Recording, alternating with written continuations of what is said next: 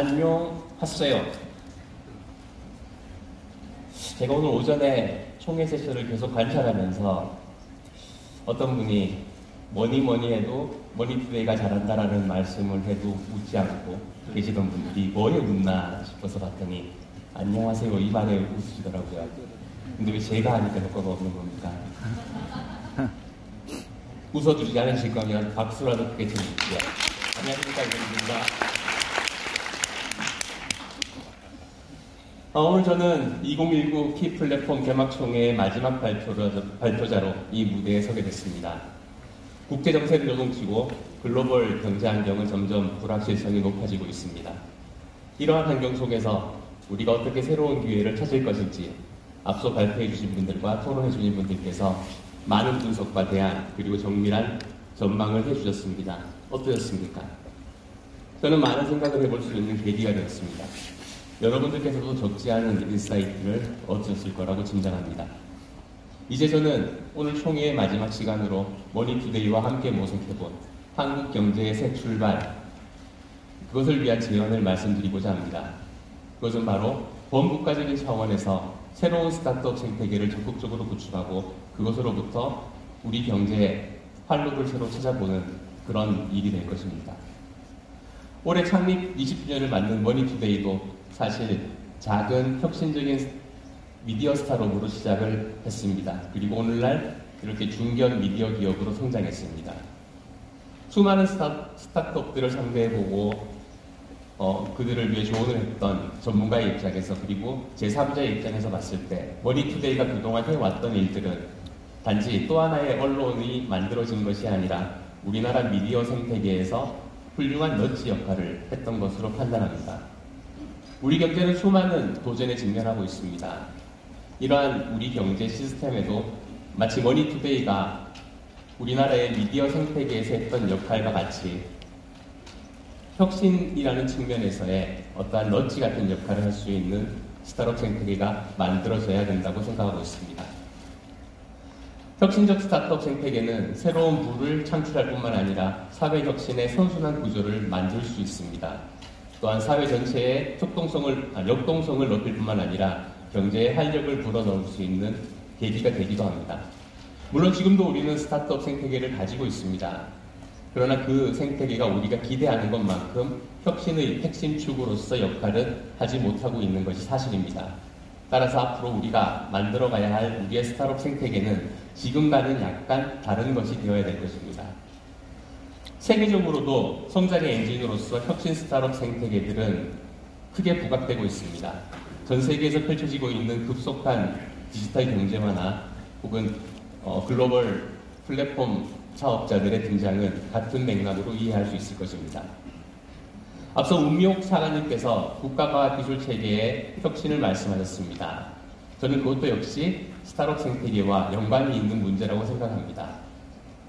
사회가 가지고 있는 역량 중에서 성장 잠재력을 가장 크게 하는 것이 바로 과학기술 연구 역량입니다.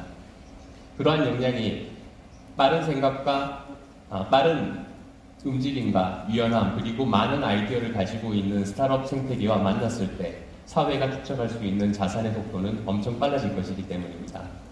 스타트업들의 천국 미국에서도 이미 스타트업들이 국가나 공공기관들이 행하는 과학기술 연구에 공헌하는 그 크기가 점점 커지고 있습니다.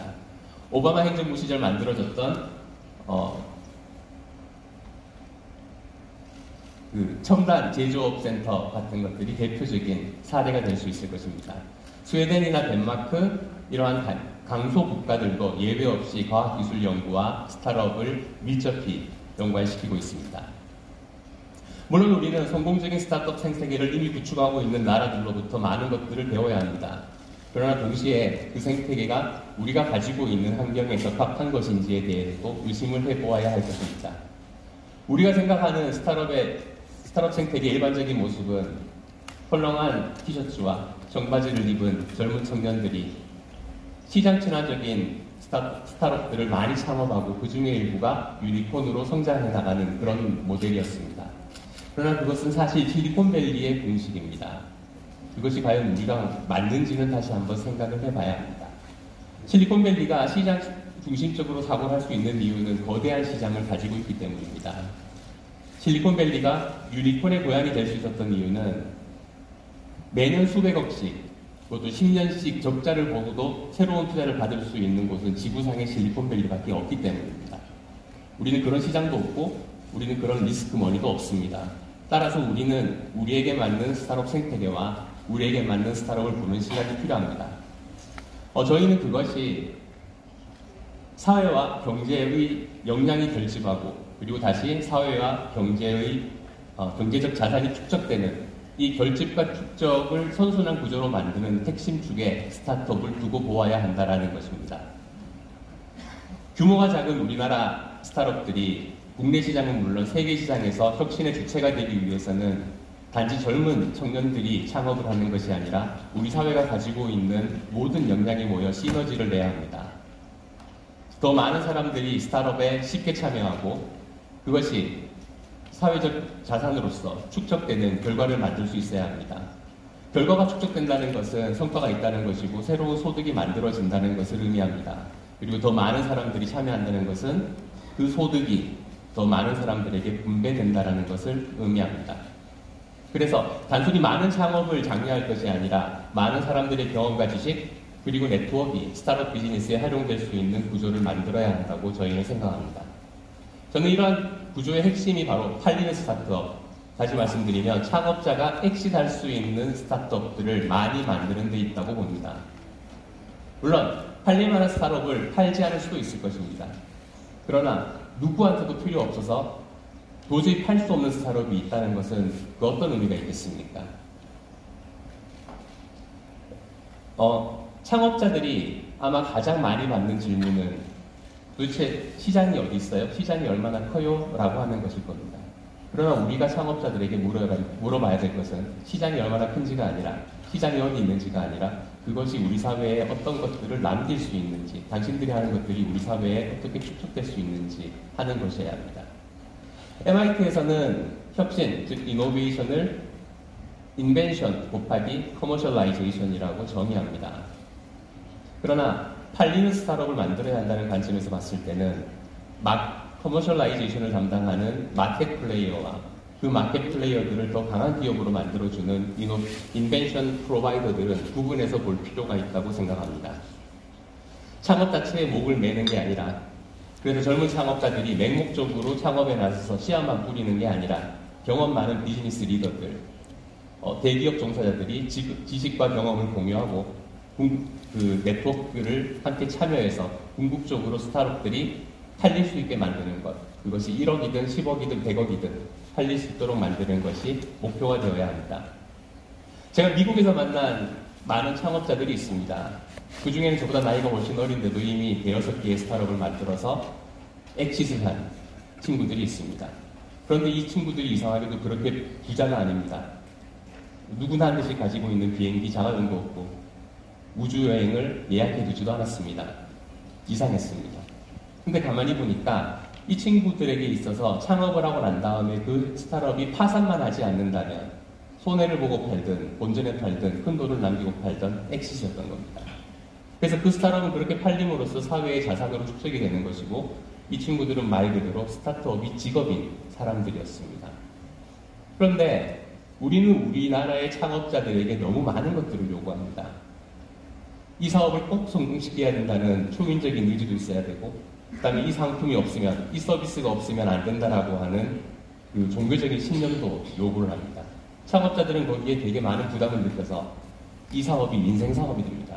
대박을 내지 못하면 안 되게 되는 거죠.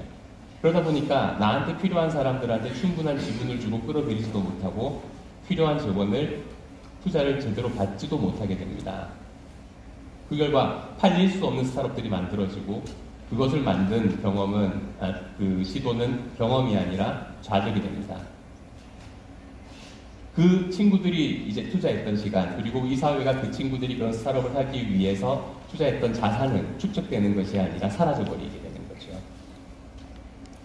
창업에 재능이 있는 사람들이 계속해서 여러 개의 스타트업을 만들어가는 미국과 그 다음에 아까 말씀드린 것처럼 자가용 비행기 한 칙 다 있듯이 온 국민이 하나씩 창업해보는 나라와 어느 나라가 더 강한 스타트업 생태계를 가질 수 있겠습니까?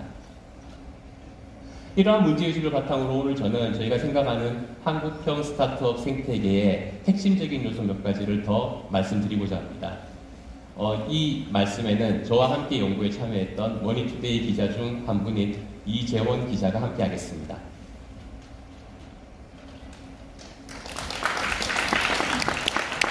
이재원 기자는 머니투데이에 입사한 지 이제 5년 정도 된 나이도 아직 30이 채 안 된 젊은 기자입니다. 네, 소개 감사합니다. 이재원 기자라고 합니다. 네, 저는 며칠 전까지 미국 실리콘밸리 현지에서 이제 취재를 하고 왔습니다. 그곳에서 저는 대기업들이 창업의 문을 활짝 여는 그런 문화 경제적인 힘을 뼈저리게 느끼고 왔는데요. 예를 들면 이제 구글의 직원들은 구글에서 일을 하다가 뭔가 좋은 생각이 나면 회사를 나가서 창업을 합니다. 그러면은 그것을 다시 구글이 사고 그 직원들은 다시 구글의 직원이 되는 순환을 반복합니다. 마찬가지로 우리 기업들도 직원이 가진 경험과 지식을 바탕으로 그 창업을 인정해주고 그 스타트업이 만든 것이 필요하다면 기꺼이 다시 사고 그 창업가들을 다시 받아들여주는 그런 문화가 필요하다고 생각합니다. 그래서 회사를 그만두고 나갔다고 해서 그게 괘씸한 게 아니라 회사의 성장에 기여하는 그런 새로운 방법으로 인정해줘야 된다고 생각합니다. 이래야 기업이 가진 혁신 역량이 사회적 자산이 되고 다시 그것이 기업의 성장에 이바지하는 그런 선순환 구조가 만들어질 수 있다고 그렇게 봅니다. 네, 맞습니다. 그런데 그것뿐만 아니라 꼭 회사를 그만두고 창업을 하는 것이 아니더라도 다른 스타트업에 투자를 하거나 혹은 본인이 가지고 있는 경험과 지식, 네트워크들을 가지고 그 스타트업에 참여하도록 하는 것도 좋은 방법이 될 것입니다. 젊은 창업자들이 가지고 있는 열정과 패기, 그리고 중견 직장인들이 가지고 있는 경험과 노하우가 결합될 수 있는 구조가 만들어질 수 있어야 됩니다. 그것이 바로 세대 간의 융합이고 우리 사회가 지닌 모든 역량이 스타트업의 자산으로 활용되는 방법이기도 하기 때문입니다. 그런데 이제 제가 한국에서 만난 대부분의 청년 창업가들은 이런 아이디어를 기반으로 하는 B2C 사업에 집중을 많이 하고 있었는데요. 그러나 B2C 사업 같은 경우에는 새로운 기술을 개발하는 것보다는 필요한 기능을 개발하는 경우가 많고 그렇게 되면 시장에서 성공하지 못할 경우에 그 결실이 사라지는 경우가 굉장히 많습니다. 그래서 아이디어 기반의 또 B2C 사업 같은 경우는 시장 문화에도 영향을 굉장히 많이 받기 때문에 해외 시장으로 진출하는 데도 굉장히 어려움이 많았습니다. 그에 반해서 B2B 서비스 같은 경우는 그 기술과 결과가 다른 비즈니스의 성공에 영향을 미치게 되고 필요한 회사에 그 서비스와 기술을 M&A 등을 통해서 다시 판매할 수도 있습니다. 그래서 팔리는 스타트업이 되는 데 있어서는 B2C보다는 B2B가 훨씬 더 용이하다는 그런 생각을 하게 됐습니다. 예, 그렇습니다. B2B 서비스와 기술들은 시장이나 문화의 차이에 대해서 영향을 훨씬 더 적게 받습니다. 어떠한 스타트업의 해외 진출을 위한 지원이 단지 전시회에 몇 번 보내주는 것이나 아니면 그 흔한 VC들 몇 번 만나게 해주는 것이어서는 안 된다고 생각합니다. 스타트업의 기술이나 혹은 그 스타트업 자체를 팔리게 해주는 전문가들이 필요합니다.